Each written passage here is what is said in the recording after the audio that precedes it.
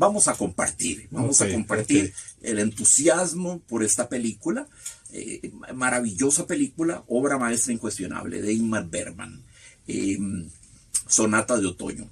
Atención, no confundir la película Sonata de Otoño de Ingmar Bergman con la novela de Ramón María del Valle Inclán, Sonata de Otoño. Valle Inclán escribió una serie de 4 novelas. Sonata de Primavera, Destello de Otoño y de Invierno. Son novelas independientes, pero tienen al mismo personaje, que es el Marqués de Bradomín, que es un seductor, una especie de Don Juan, ¿verdad? Y atravesamos las diferentes fases de su vida, hasta que en Sonata de Invierno tenemos ya un seductor decrépito y bastante patético.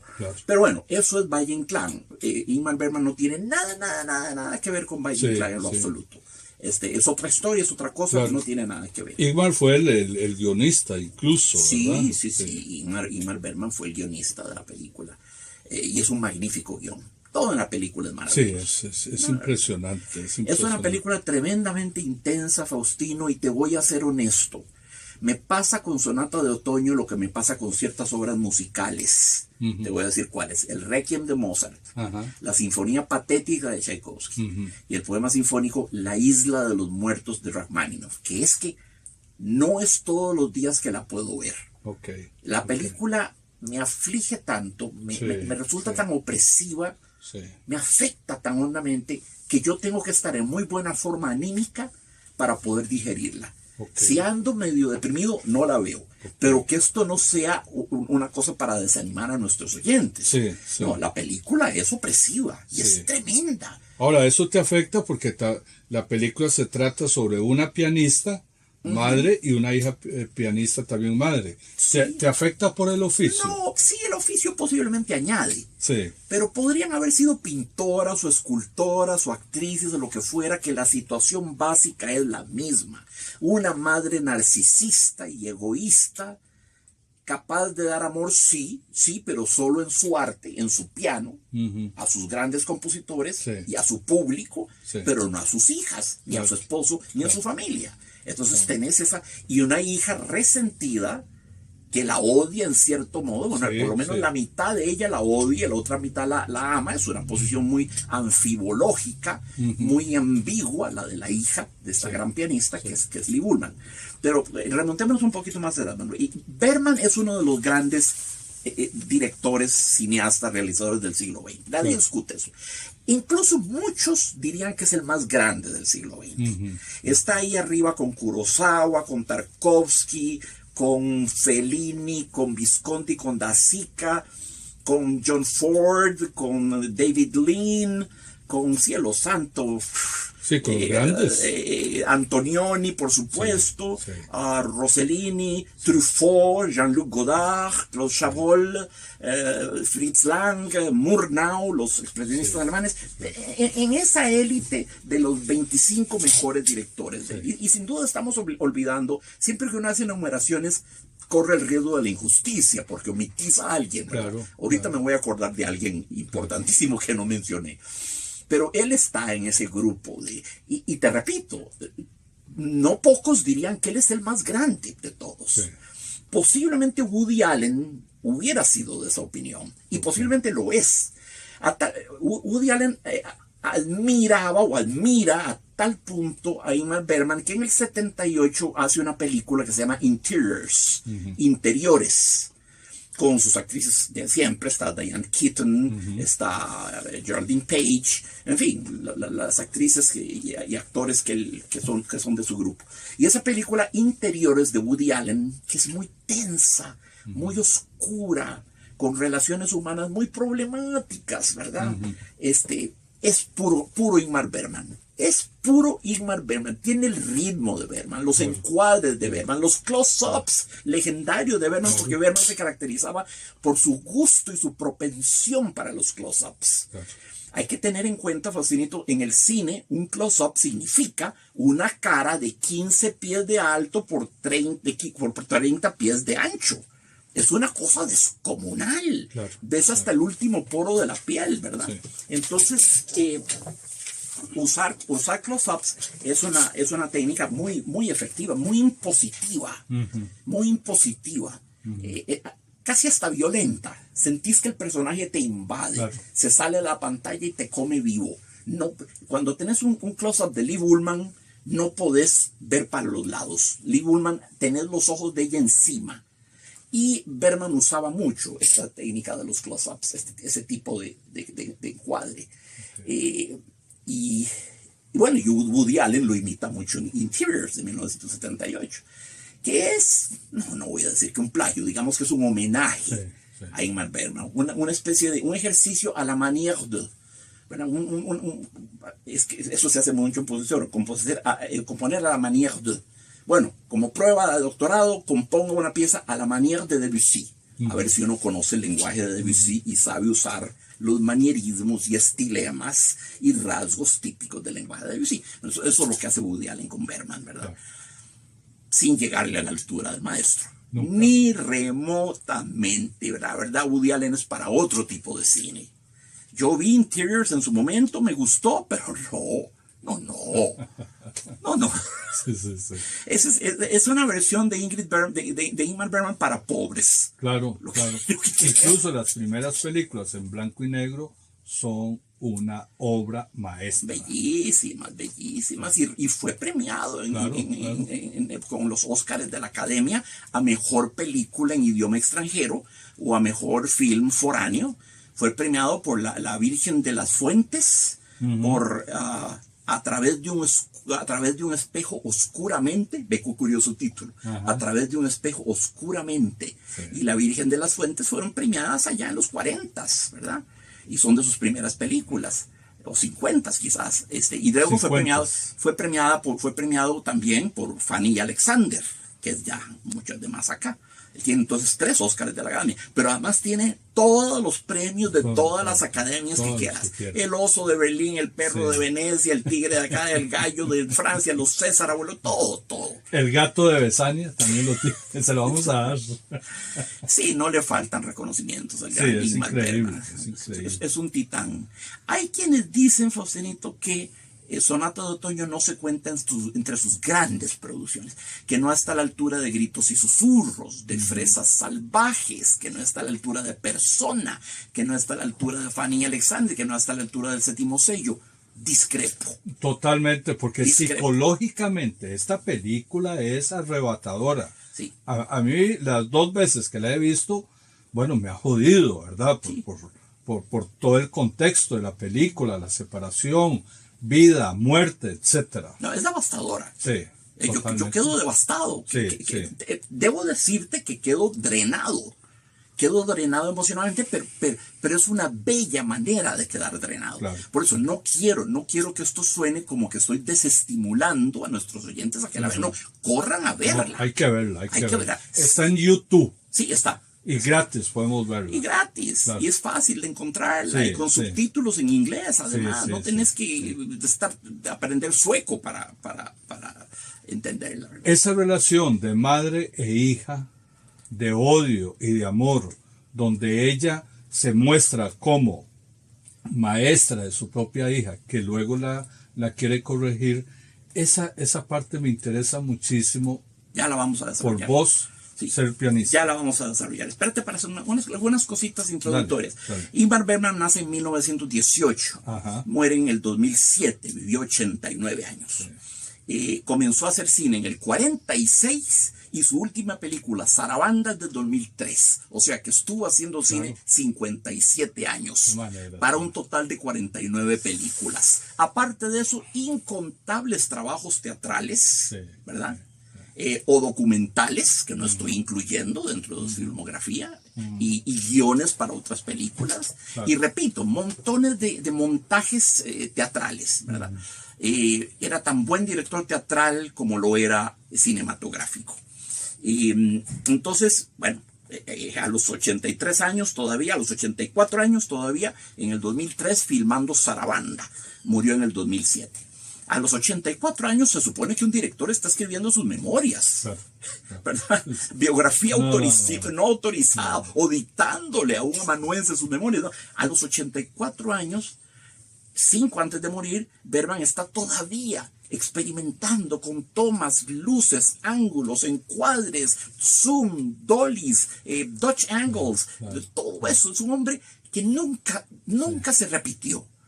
Siempre estuvo experimentando, y de ahí su eterna juventud, ¿verdad? Muy, muy importante todo esto. Y espérate para ver si murió el 30 de julio del 2007.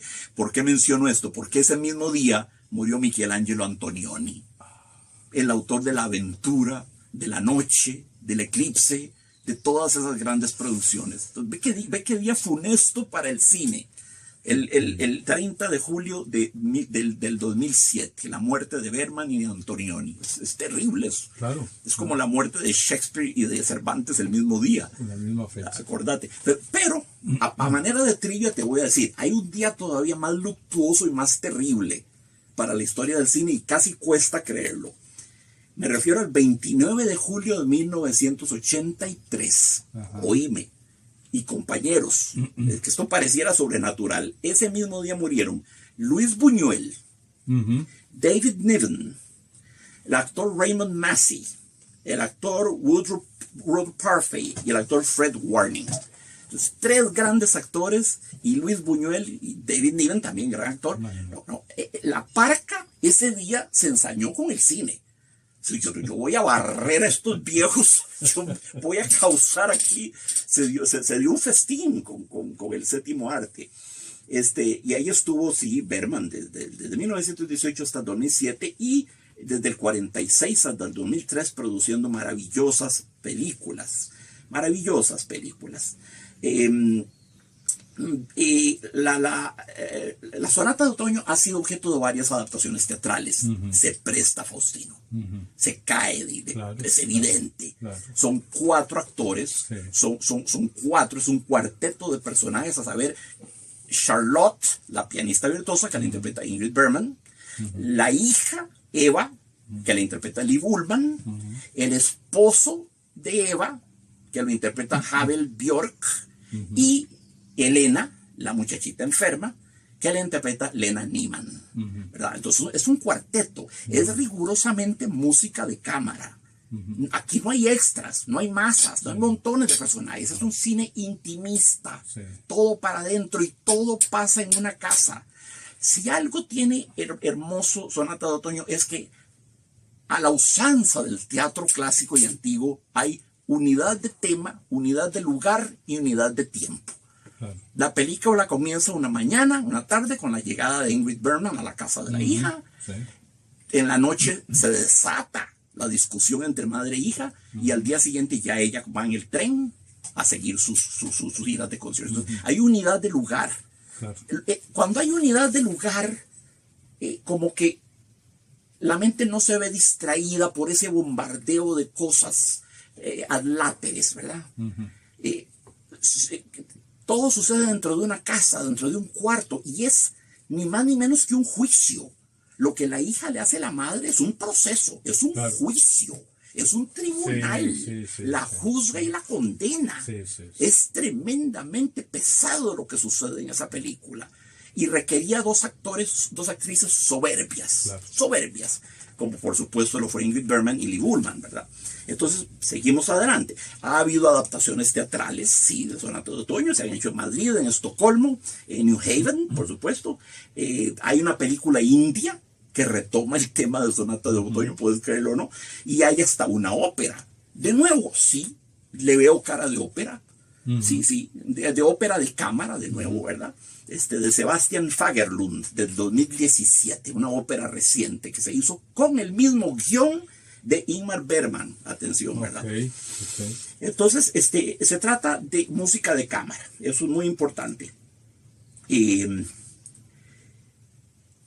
Y utiliza una pieza de Chopin que es muy importante en la película.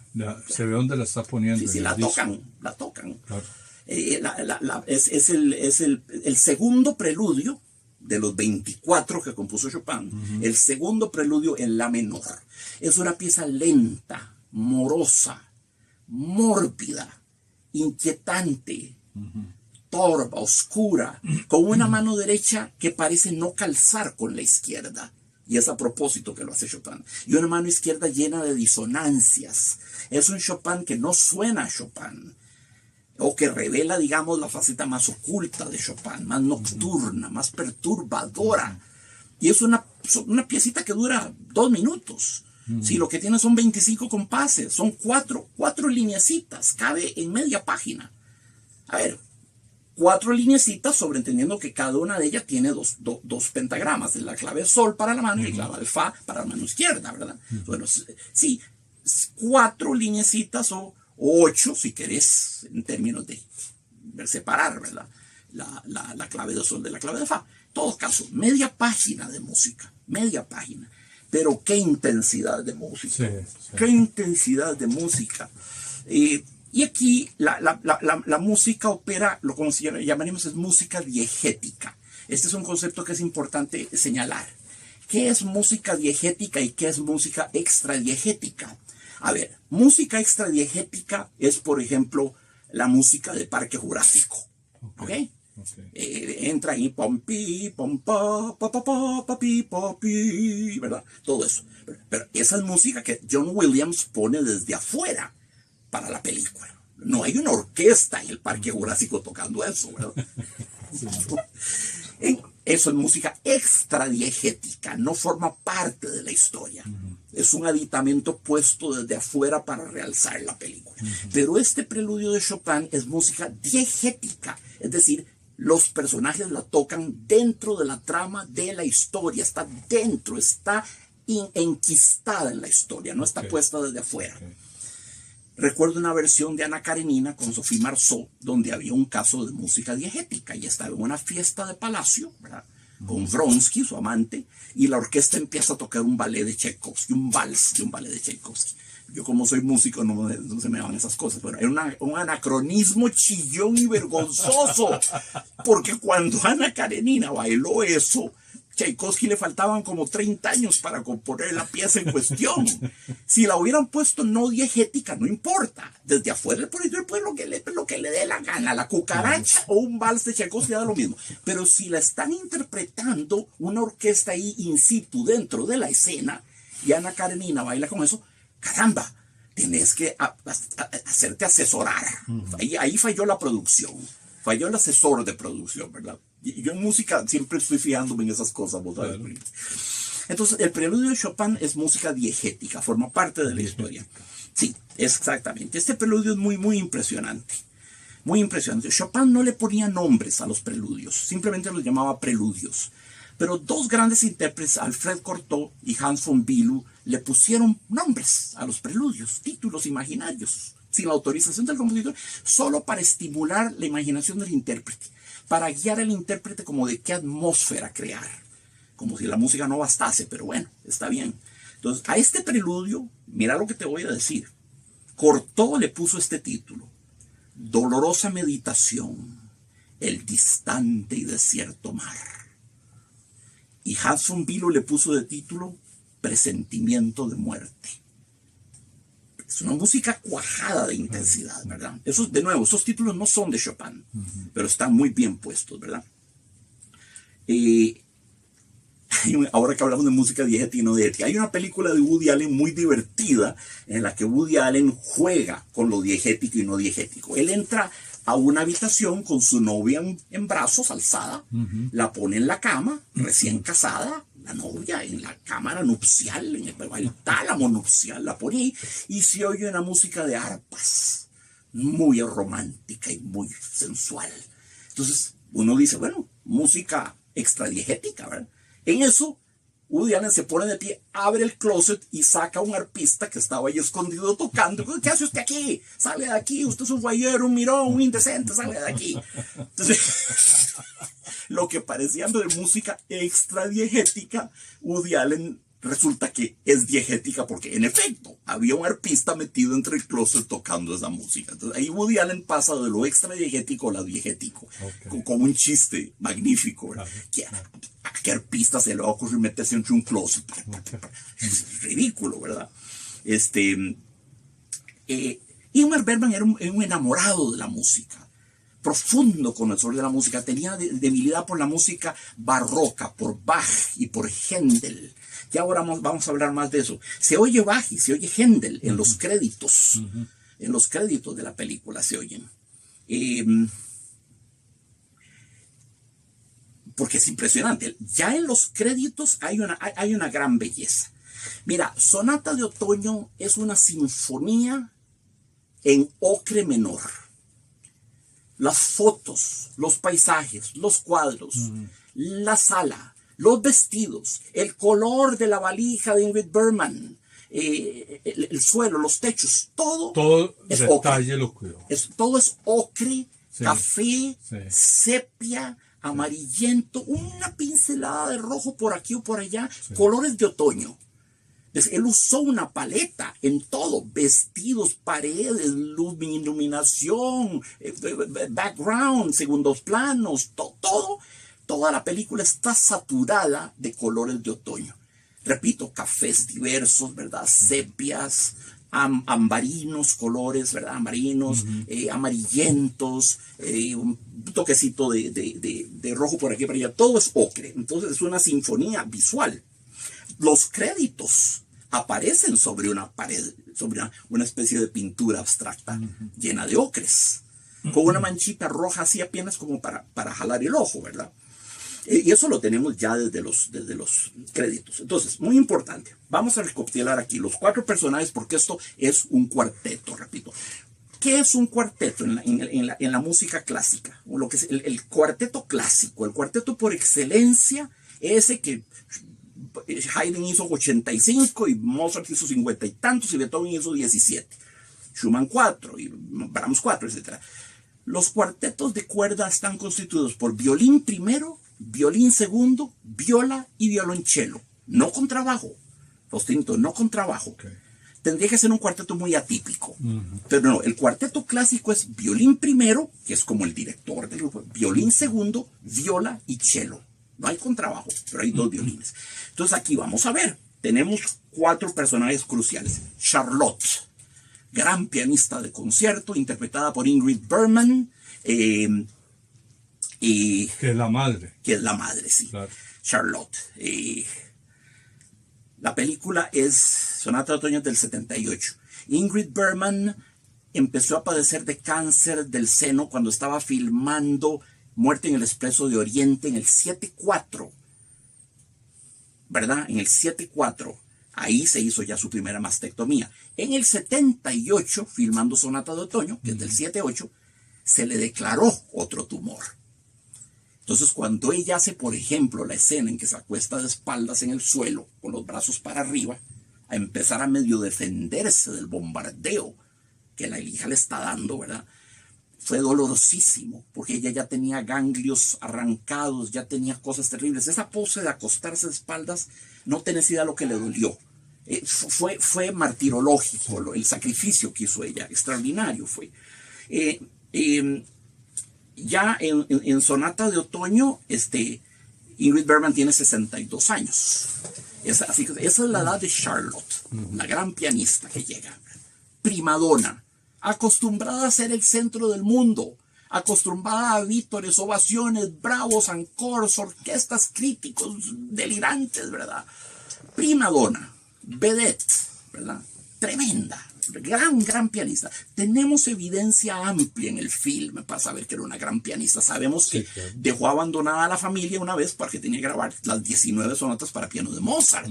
Bueno, muy pocos graban las 19 sonatas, pero no, tenés que ser de la talla de Mitsuko Shida, Gesa Anda, Wilhelm Kempff, Alfred Brendel, Philippe Antramont. Esos han grabado, Lily Krauss. Ya para que la contrataran a eso, tiene que ser fenomenal. Nos enteramos de toca el tercer concierto de Bartók dirigido por Ernest Ansermet, que fue un gran director.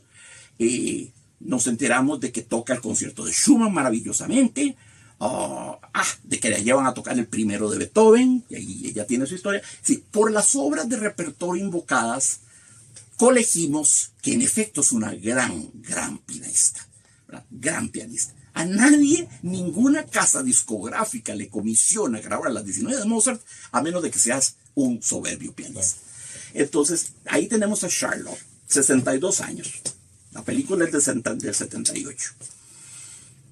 Ingrid Bergman murió el 27 de agosto del 82, es decir, 4 años después de Sonata de Otoño. Pobrecita, murió el día en que cumplía 6-7. Ese día amaneciendo, pasadita la medianoche, apenas como para llegar a los 6-7 y murió. El cáncer de senos se le pasó luego a la columna, a los pulmones, hizo metástasis y la devoró viva. Fue atroz. Entonces ella batalló con el cáncer desde el 74 hasta el 82, braviamente. Hizo Sonata de Otoño en el 78 y se despidió en el 81 haciendo de Golda Meir, una mujer llamada Golda, que le valió todo tipo de laureles, ¿verdad? Eso lo hizo ya en la fase terminal. Y eran papeles muy demandantes. Claro. Una mujer llamada Golda es una miniserie de televisión de no sé cuántas horas, ¿verdad? O sea, Sonata de Otoño es su penúltima película. Es su penúltima. No es su canto de cisne, pero casi. Entonces, ahí tenemos a Charlotte, ¿verdad? La gran Ingrid Bergman. Uno piensa en Ingrid Bergman y la ve en Casablanca, la ve en Gaslight, la ve en Spellbound, la ve haciendo de Juana de Arco, la ve en El Bajo Trópico de Capricornio. Era una de las grandes actrices de Hitchcock. Hitchcock la dirigió en Notorious junto a Cary Grant, que es de las grandes películas de Hitchcock. La dirigió en Bajo el Trópico de Capricornio con Joseph Cotton. No, esa no es buena. Okay. Es una de las pocas pifias de Alfred Hitchcock. Sí, alguien que ame Hitchcock tiene que verla. Pero yo no puedo, queridos amigos, así como decir, corran a ver Trópico de Capricornio. No. Y finalmente la dirigió Spellbound con Gregory Peck. Esa no es de las obras maestras de Hitchcock, pero es muy, muy digna de ser vista. Okay. Ahí sí les digo, se van a divertir. Okay. Muy buena película. Una película en que además Hitchcock usa dibujos de Salvador Dalí para una secuencia que evoca los sueños. Lo contrata. Sí. No, la película tiene lo suyo. Y el crítico Roger Ebert, que recibió un Pulitzer como crítico del Chicago Sun-Times, de toda una vida, eso que estoy 40 años fue el crítico, decía que Ingrid Bergman tenía una cosa prodigiosa y que eso se veía en todos los close-ups de ella, que tenía una manera de mirar tal, y atención que esto es peculiar, unos ojos tan luminosos y una manera de mirar tal que en los ojos de ella siempre se veía el reflejo de la persona con la que estaba hablando de cerca. Si vos ves los ojos de Ingrid Bergman, son espejos donde ves retratado al interlocutor. ¿Ves qué peculiar? Increíble. ¿Ves qué peculiar? Tenía que haber algo particularmente lumínico, especular, en el sentido de espejo en aquellos lindos ojos. Entonces uno la imagina glamorizada. Bueno, no sale glamorizada en Sonata de Otoño. Es una mujer de 62 años. ¿Qué cosa? Yo persisto en encontrarla bella. A mí Ingrid Bergman hasta el último día me habría parecido bella. Mira, no sé. Bueno, también ya tengo 60. ¿Verdad? Ya estoy en edad de que me empiecen a gustar las damas de esas edades, ¿verdad? Entonces, eso decía Roy Ebert sobre la mirada de Ingrid Bergman. Ingrid Bergman, bueno, vamos poco a poco.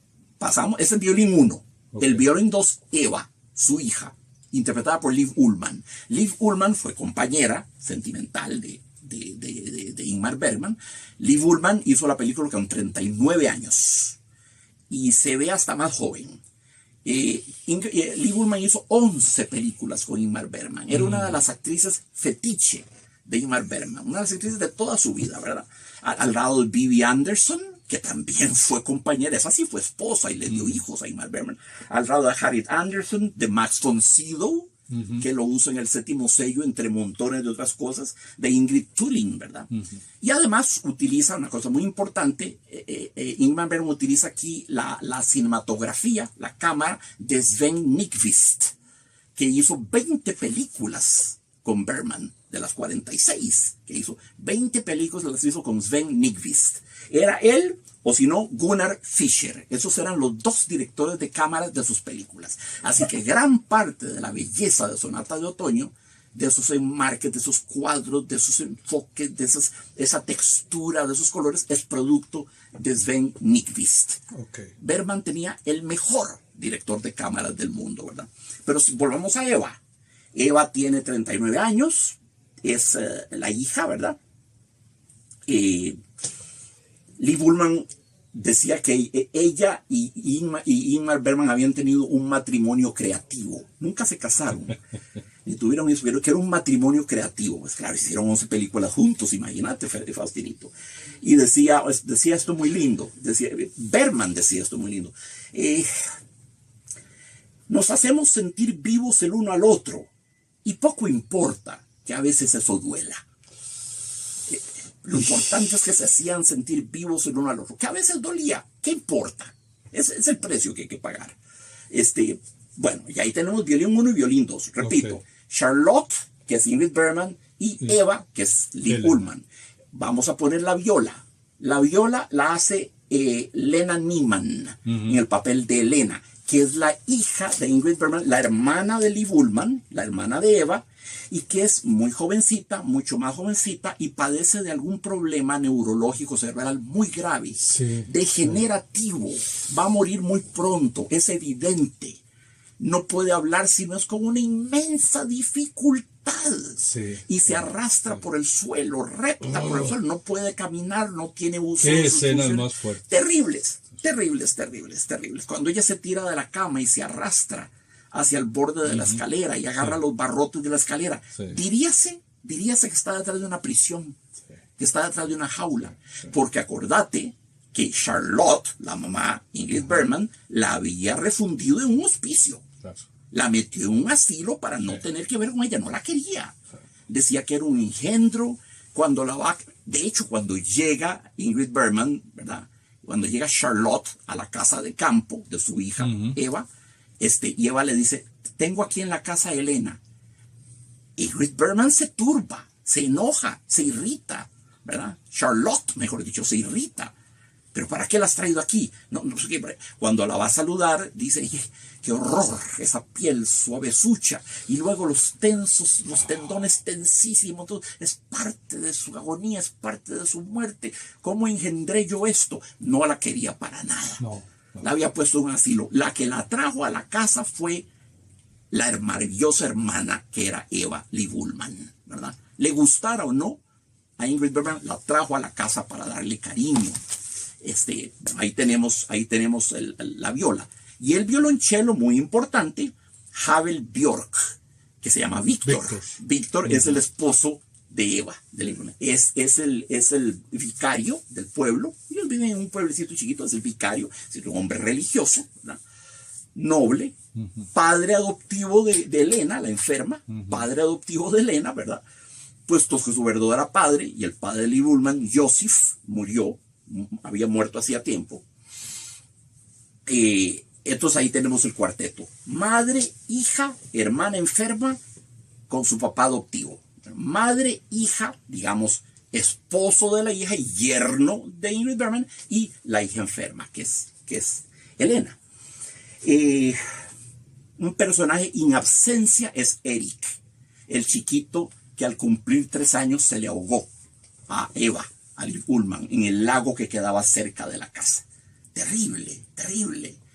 Y cuando Lee Bullman le dice a la mamá, yo hablo con él todos los días, tengo contacto con él, entre la muerte y la vida no hay murallas, no hay barreras, mamá, no hay barreras. Es como cuando tú tocas el movimiento lento de la sonata Hammerklavier de Beethoven, estás en contacto con Beethoven, no hay barreras, no hay murallas, le dice. Ingrid Bergman no parece muy convencida, ¿verdad? Pero ese es el sentir de Lee Bullman. Entonces está ese.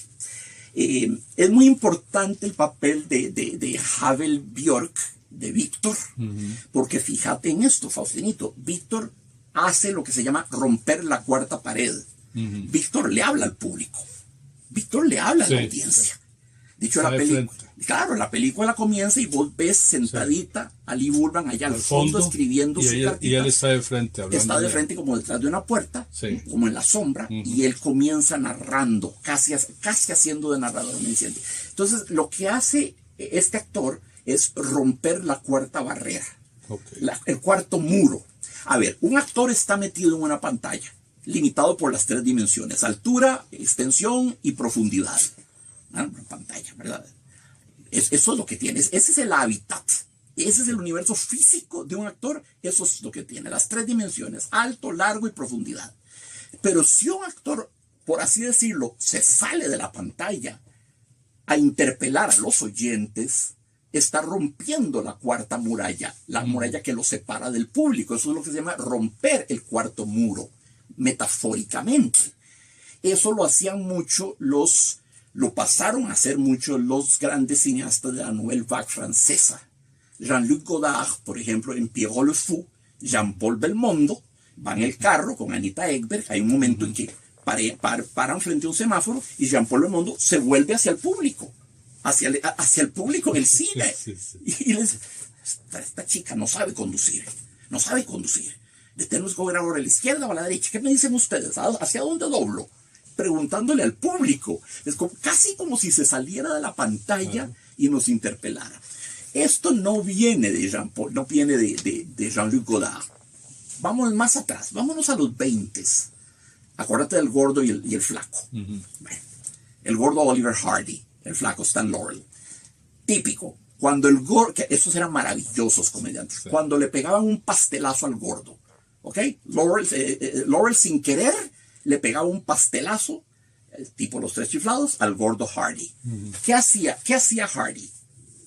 No reaccionaba explosiva y violentamente. Dejaba que el pastel se cayera, se quedaba viendo al público largamente, agarraba los 2 dedillos y se quitaba así lo que podía del pastel y se quedaba viendo al público con una expresión como diciendo: ¿qué hago con este cretino? Dígame, ¿qué hago con este imbécil de amigo que tengo el infortunio de tener? ¿Qué hago con él? Dígame ustedes. Eso es ya romper la cuarta pared. Y lo hacía el gordo, del gordo y el flaco. Y estamos hablando del cine mudo de los 20s, ¿verdad? Entonces ves que eso viene de muy atrás. Ojo, evidentemente el gordo reaccionaba en algún momento y explotaba, pero no explotaba de inmediato. Siempre se tomaba su tiempo. Era simpaticísimo el gordo. Todos esos eran simpaticísimos. Entonces, muy bien. Eso tenemos que decir de Víctor, que es el hombre que rompe la cuarta pared. Vamos muy bien. Cuarteto de cuerdas. Esa es una noción que quiero que la tenga muy presente. Muy presente. Hubo durante el montaje, durante la realización de la película, grandes tensiones, Faustinito. Grandes tensiones porque Ingrid Bergman siempre dijo que ella quería hacer una película con Ingmar Bergman. Siempre lo dijo. Pero Ingrid Bergman era una primadona, mimada de Hollywood. Y cuando llegó a hacer Sonata de Otoño en el 78, venía de 6 meses en cartelera en Londres haciendo teatro. Todos sabemos que para hacer teatro tenés que sobreactuar y sobreproyectar, porque un movimiento de ceja tiene que vértelo hasta el último tipo que está en la galería en el fondo. Entonces tenés que overdo things, ¿verdad? Pero no en una pantalla de 15 por 30 pies de superficie. En esa pantalla vos no ves una ceja y eso se ve descomunal. Entonces, Ingrid Bergman siempre tuvo propensión a sobreactuar. Hitchcock, que la dirigió en esos 3 montajes, se lo dijo. Y varias veces la bajó. Ella tenía esa tendencia. Y no la critico. Igual hay pianistas que sobreinterpretan. Y preferible sobre que sub, francamente. Y hubo problemas al principio porque Ingmar Bergman no estaba contento. Sentía que su tocaya Ingrid estaba sobreactuando mucho. También empezó a pelearse con Liv Ullmann, que entre 2 divas se daban duro, ¿verdad? Es que había una cuestión ahí de territorialidad. Sí. Y así somos los humanos, ¿verdad? Entonces hubo un momento en que Ingmar Bergman le dijo: mire, vaya, vea las tomas, vea lo que hemos hecho y autocritíquese, dígame qué le parece. Vaya, vea todo el material que usted ha hecho. Y al día siguiente llegó Ingrid y le dijo: ¿sabes qué, Ingmar? Tienes absolutamente la razón. Hay que rehacer todo. Estoy sobreactuando, que es un ridículo. Tuve la humildad y el buen tino No, reconocerlo. Sí. Reconocerlo. Sí, y de ahí en adelante todo funcionó bien, ¿verdad? Ya se entendieron. Es curioso. Ingrid Bergman debutó en Hollywood en 1939 haciendo también de pianista. ¿Ve? En una película que se llamaba Intermezzo con Leslie Howard. Leslie Howard era un violinista y Ingrid Bergman lo acompañaba al piano. En total, Ingrid Bergman hizo de pianista 9 veces en su vida. Qué curioso, ¿verdad? Como que le veían cara de pianista a los directores. Muy interesante, muy interesante. Ingmar Bergman adoraba la música. En una entrevista que da, que fue su última entrevista pública en el 2006, un año antes de morir, ya con 88 años, habla mucho de la música. Dice que la ama a Bach, que ama a Händel, que luego pasó a amar profundamente a Wagner y se conocía todas las larguísimas óperas de Wagner al dedillo. Luego habla de los preludios de Chopin, claro. Y dice que él tenía por práctica a un viejito todos los años ritualmente ir a alguna ejecución de la Pasión según San Mateo de Johann Sebastian Bach. Eso se puede hacer en Suecia, Faustino, no se puede hacer en Costa Rica. En Costa Rica, que yo tenga memoria, la Pasión según San Mateo de Johann Sebastian Bach, que es un pilar de la música, se ha hecho una vez. Y en versión resumida, como quien dice, porque la gente no se aburra, porque la pieza dura 2 horas y media. En versión resumida, en el Teatro Nacional la dirigió el maestro Ingrid Hoffman, soberbiamente como todo lo que hacía, pero en versión resumida. En el 97, con razón del 100 aniversario de la inauguración del Teatro Nacional, que se inauguró en 1897, centenario, y se presentó en la y en versión abreviada, ¿verdad? Y solo eso me he enterado. Así que aquí, pobre Ingrid Bergman no podría cumplir con su ritual, ¿verdad? No, lo menciono para recordarle a los costarricenses la indigencia cultural de nuestro país. El raquitismo de la oferta cultural, del menú cultural de nuestro país es raquítico, ¿verdad? La opción que tenés entre ir a ver Godzilla, Spider-Man, Harry Potter, King Kong o El Hombre Araña. Y va en aumento eso. O Indiana Jones, o Harry Potter. Cada vez. Es que cosas espantosas, ¿verdad? Música, pues, es cine para gente descerebrada.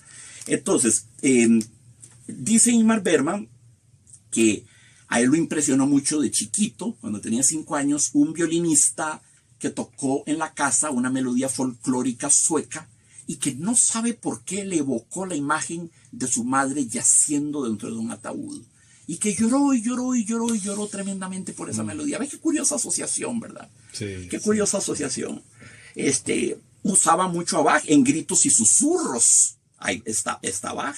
En Sarabanda, su última obra, usa una zarabanda de la suite para cello de Bach. La zarabanda es una danza barroca, ¿verdad? Pues usa una de las zarabandas de las 6 suites para cello de Bach. A través del espejo, oscuramente, insisto en lo lindo que se llama esa película, también usó a Bach. Lo usaba siempre que podía, ¿verdad? Y se casó. Atención, su primera esposa era una gran pianista. Kavi Laretei era una gran pianista. Ella es la que toca.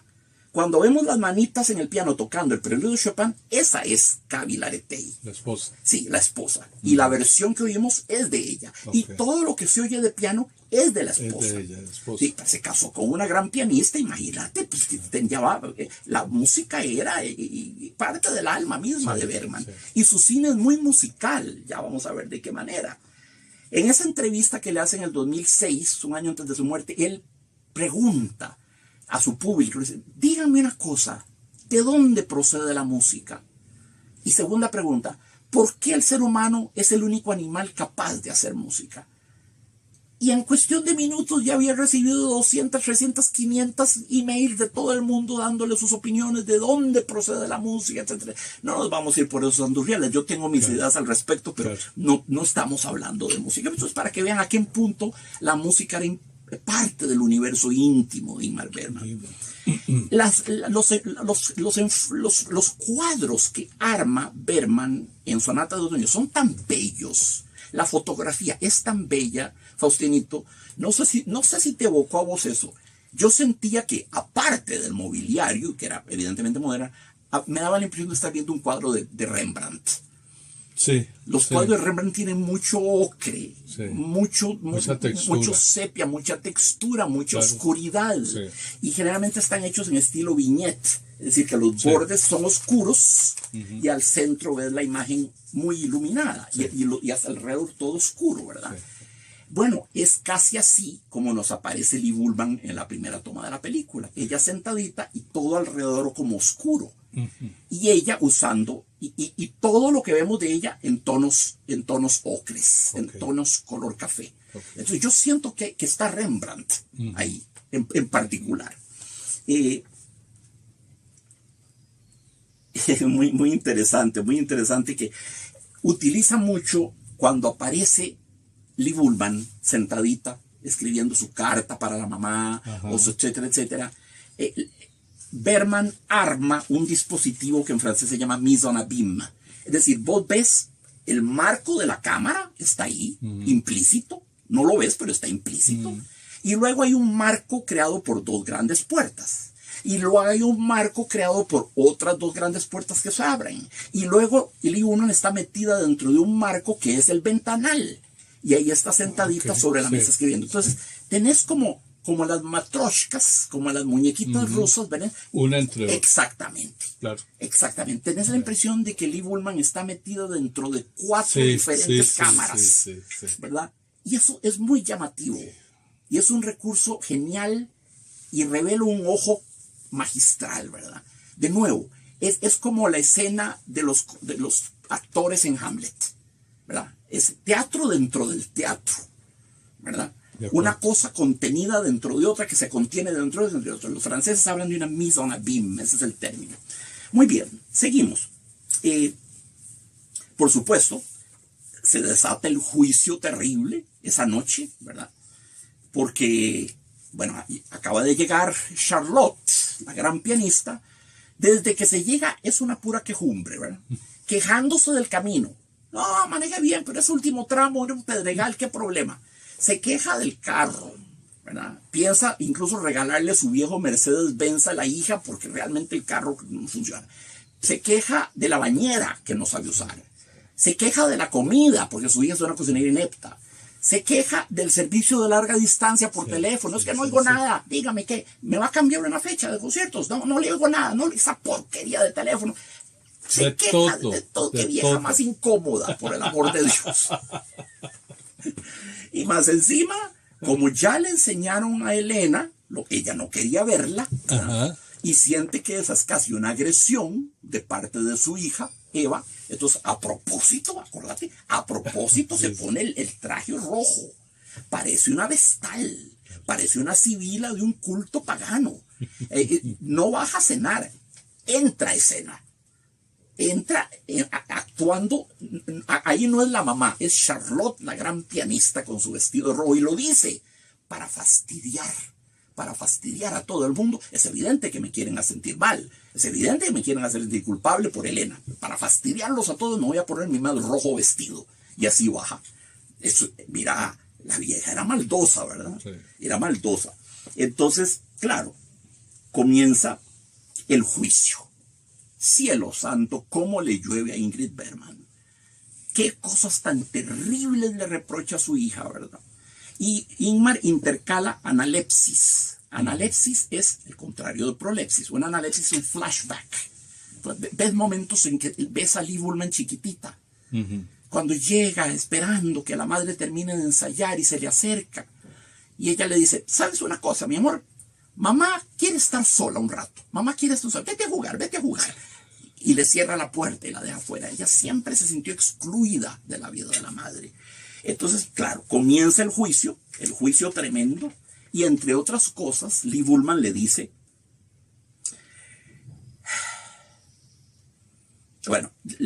le reprocha que Charlotte, la mamá, le dijo alguna vez, deberías haber sido niño. Tú deberías haber sido niño. Sí. Es una decepción que haya salido niña. Una decepción. Y le corta el pelo para que parezca un niño. y la hace sentir incómoda, feilla, Sí, patuda, sí, sí, incómoda, sí, awkward. sí. Es la madre narcisista aplastante que no quiere la competencia de la hija. Ahí está eso. Luego le dice, tú, le dice la hija a Ingrid Bergman, le dice, tú, siempre que te aludías a mí me dices, mi querida niña. Y cuando te referías a mi papá, Joseph, mi querido amigo. Y siempre que prefaciabas algo con mi querida amiga, o mi querida niña, o mi querido amigo, es porque venía después de eso un golpazo. Siempre. Le teníamos terror, papá y yo, a esas introducciones tuyas. Mi querida niña, mi querido amigo, siempre venía algo terrible. Luego, terrible, cuando Charlotte, Ingrid Bergman, intervino para que Eva, su hija, abortara al bebé de Stefan, de un novio que tenía que se llama Stefan, que Ingrid Bergman lo consideraba un bueno para nada. Lo consideraba un desastroso tipo, entonces la hizo abortar, o la incitó al aborto. Ve qué terrible, ¿verdad? Terrible. Luego, le dice Eva, están solas en la noche, en medio del silencio de la noche. Nadie las oye y están en la sala de abajo. Ahí no está Víctor, no está Elena, no hay nadie, que ellas son las dos, ¿verdad? Llorando y con aquellos primeros planos terribles, ¿verdad? Y le dice, tú, mamá, conocías todas las palabras y todos los gestos del amor, todos los tenías bien ensayados, pero no conocías el significado de ninguno de ellos. Todos eran vacíos, no conocías nada. Otra terrible cosa, le dije, ¿sabes una cosa, mamá? Deberías estar encerrada. Tras rejas. Le haces tanto daño a quien se te aproxima que deberías estar enterrada. Aplastas con tu vanidad cualquier cosa delicada o sensitiva que se te acerque. Ve el nivel de impugnación. No, es que tiene un fiscal que es de traba, ¿verdad? Sí. Ingrid Bergman, mientras tanto, llora, no sabe qué decir, está sorprendida. No sabía que me odiaras tanto, le pregunta. Y Lee Bullman le dice, sí, te odio. No estoy segura, creo que sí te odio. También te amo, pero te odio. Evidentemente hay una dualidad, hay una anfibología, ¿verdad? La hija quisiera querer a la madre, pero la madre no se da a querer de ninguna manera. Otros reproches terribles, ¿verdad? Constituyes una amenaza para todo lo que te rodea. Que le digan uno eso. Deberías de estar encerrada. Casi le dijo, sos una psicópata, sos una asesina psicológica, ¿verdad? Y le dice, tremendo, le dice, los fracasos de la madre, ¿tiene acaso que ser transferidos a la hija?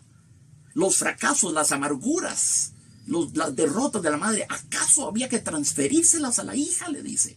¿Será, mamá, que mi infelicidad es el secreto de tu felicidad? Ve qué cargos más serios, Faustino. ¿Será, mamá, que mi infelicidad es el secreto de tu felicidad? ¿Verdad? Cielo santo. Y mientras tanto, para colmo, Elena se despierta en su cama arriba y se deja caer y empieza a arrastrarse como un gusano, llamando a la mamá. Solo le dice, mamá, no puede decir otra cosa. Y se arrastra hasta el borde de las escaleras. Entonces ahí están las dos hijas sobre la madre, ¿verdad? Claro. Esa escena es terrible. Yo no sé a vos, se agarra los vasos. Es terrible. Mira, Oscar Wilde dijo una vez una cosa, después de lo condenaron al final de su vida. Y el talento el error de mi vida fue que yo le di todo mi genio a la vida. Y al arte solo le di mi talento. A la vida le di mi genio, al arte le di mi talento. Y ese fue mi error. Bueno, Charlotte, Ingrid Bergman, tendría que decir lo contrario. Mi error fue que todo mi genio se lo di a mi arte, al piano, y a la vida, llámese sus hijas, su familia, etc. Solo le legué ni siquiera el talento, en este caso, su indiferencia, ¿verdad? Es el revés de lo que plantea Oscar Wilde. Entonces, claro, llega un momento en que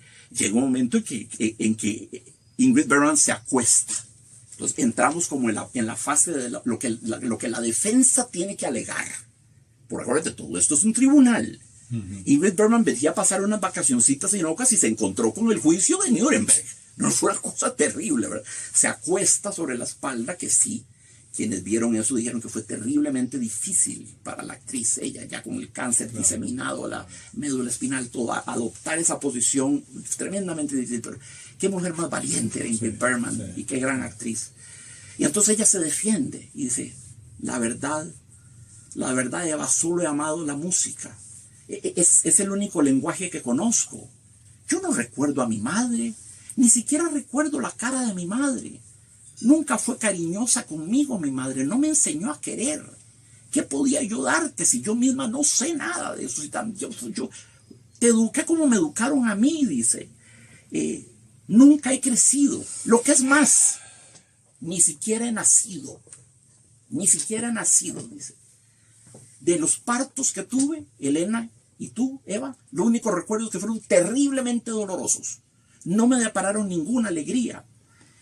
Siempre he tenido miedo de mí misma, dice Charlotte. Quería quererte, pero no podía. No podía ser tu madre. No quería ser tu madre. Intenté quererte, pero no lo logré. Confiesa eso. Después, claro, Eva le recuerda que cuando murió Joseph, en primer lugar le echa en cara que Charlotte aparentemente engañó a su papá, Joseph, con un tal Martin. Ahí Charlotte reacciona muy enfáticamente. No, muy soliviantada, muy enfática. No, mi relación con Martin empezó cuando ya había muerto tu papá, Joseph. Y la hija la desmiente.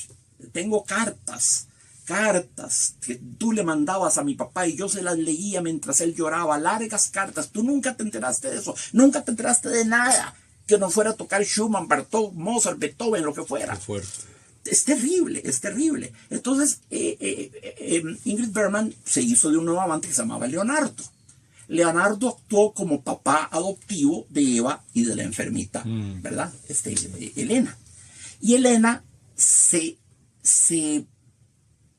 amarró mucho a Leonardo, le dio mucho cariño, se dieron mucho cariño, hicieron muy buen clic como padre adoptivo y como hija. Entonces cuando Leonardo se va de la casa porque no soportaba ya a Charlotte y su actitud abandonetas, ni como esposa ni como madre, Leonardo se va y le dice a Elena que no la va a volver a ver nunca más. Y sostiene Eva que ese trauma psicológico, esa impresión fue la que desató. Ella somatizó todo eso en la enfermedad terrible que comenzó ahí, en ese momento. Imagínate que ya a estas alturas, esta pobre Charlotte, pianista Ingrid Bergman, ya tiene 3 muertos a la cola. Atención, Joseph, su esposo, que murió de la amargura de ver que ella le ponía cuernos con Martin.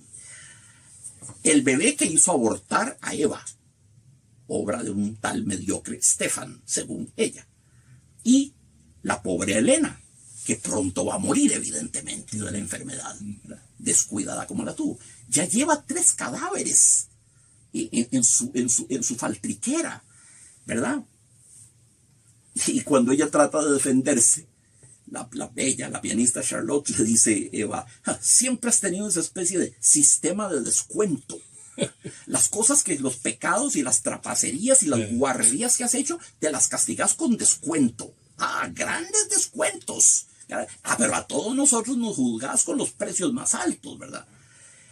Es terrible. Y le dice, no hay perdón, le dice a la madre. No hay perdón, no hay excusas. Solo hay una verdad y una mentira. No trates de darle vueltas a la cosa. Mira, es un juicio tremendo. Es un juicio tremendo. Y también hay que considerar esto. Bien que mal, Eva es una vieja de 39 años. Ella tiene que asumir responsabilidad de su vida, su amargura, la pérdida de su hijo. Está bien, ella siente resentimiento, siente rabia, siente odio por su madre abandonetas, pero no puede justificar con eso toda la tristeza de su vida. No puede decir, mi madre me arruinó la vida integralmente. Somos libres en principio y en teoría para reponernos de ese tipo de cosas, ¿verdad? Claro. Entonces, hay que ver las cosas con sutileza. Charlotte no es una perversa villana. Es simplemente una mujer emocionalmente lisiada. una mujer incapacitada para amar y para toda emoción incluso, salvo la que proyecta en el piano. Y ella es maravillosa, ¿verdad? Por fin la mamá le dice, he sido egoísta e infantil. ¿Puedes perdonarme todo el dolor que te he hecho? ¿Me enseñarías a amar? ¿Me enseñarías a amar? ¿Me ayudarías? ¿Me ayudarías, Eva? Se lo dice una mujer de 62 años a su hija de 39, que la enseñe a amar, que la ayude, que poquito a poquito la ayude a salir de ese estado de discapacidad, de sequía, de esterilidad amorosa, ¿verdad? Claro, pero eso también es injusto, porque así Eva, la hija, se convierte en lo que se llama en Estados Unidos un parentified child, un niño forzado a hacer las veces de papá, ¿verdad? Típicamente cuando en una familia, por ejemplo, mueren los papás, el hijito mayor o alguno de ellos como que ocupa la posición de papá. Se invierte, se convierte en papá de tipo instrumental, es el proveedor, es el que trae el dinero, trae la comida, y también en el sentido emocional y protector. Es un hijo parentizado, a parentified child. Es muy grave eso, es muy grave y muy arduo para ningún niño se lo merece.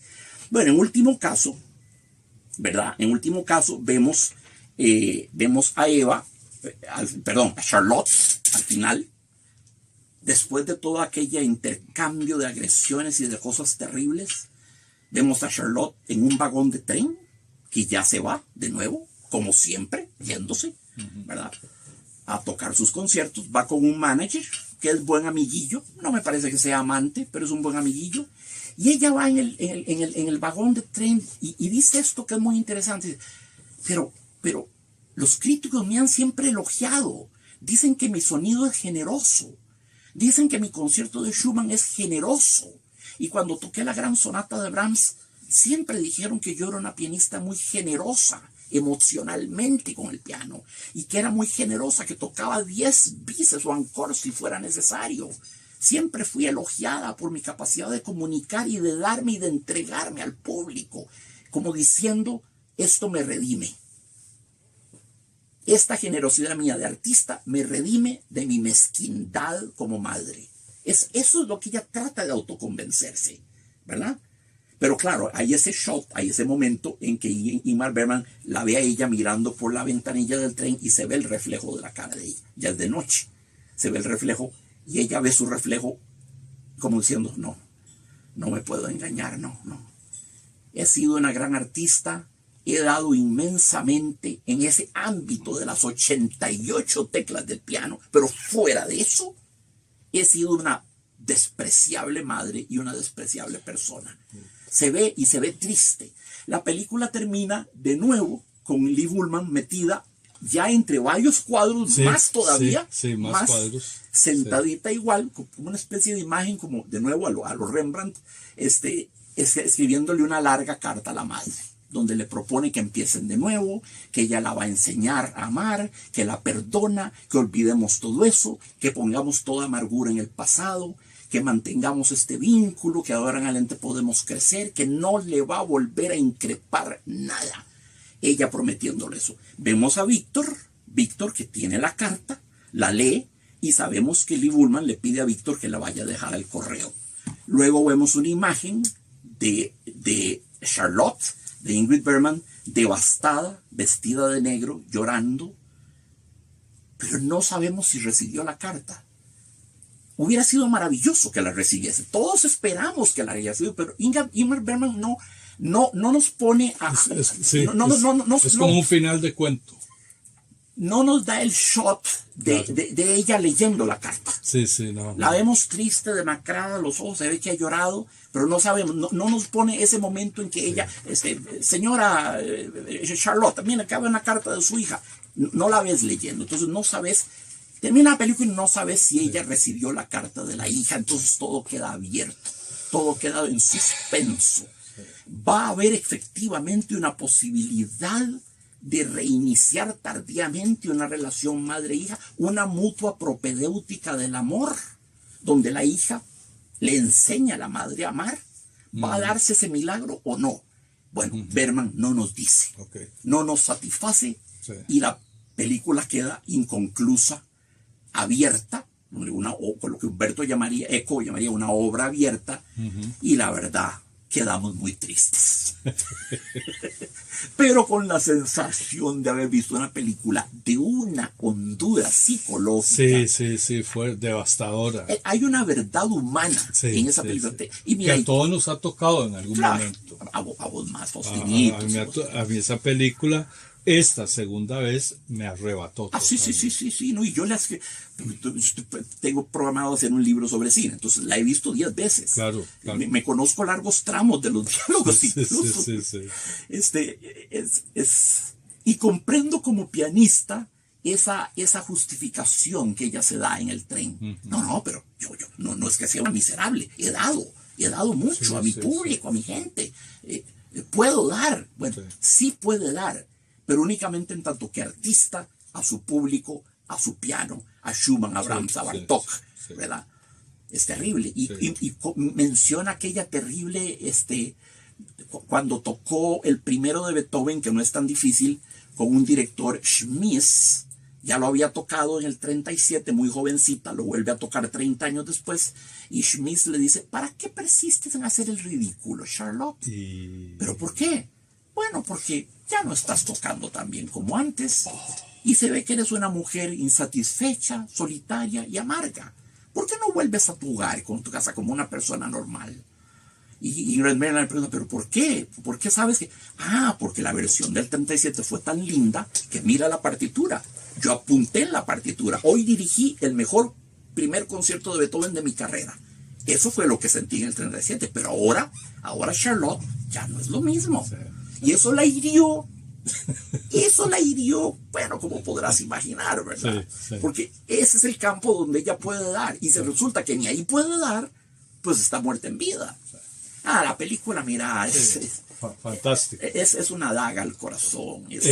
Jack, qué maravilla, verás que sí.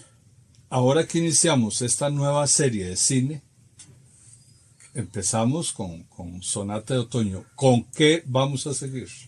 Sigamos con... Podríamos seguir con Mon oncle de Jacques Tati. Mi tío de Jacques Tati. Que es una comedia.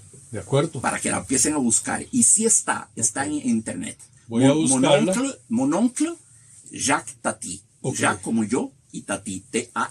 T-A-T-I. Él se llamaba Tati Chef. Es de origen ruso. Lo que decía como Jacques Tati. Simpaticísima. Voy a localizarla y la pongo en las redes como preludio a lo que vamos a hacer con vos la próxima vez. Claro, eso es Jack, otra vez, nuevamente, muchas gracias, mi hermano.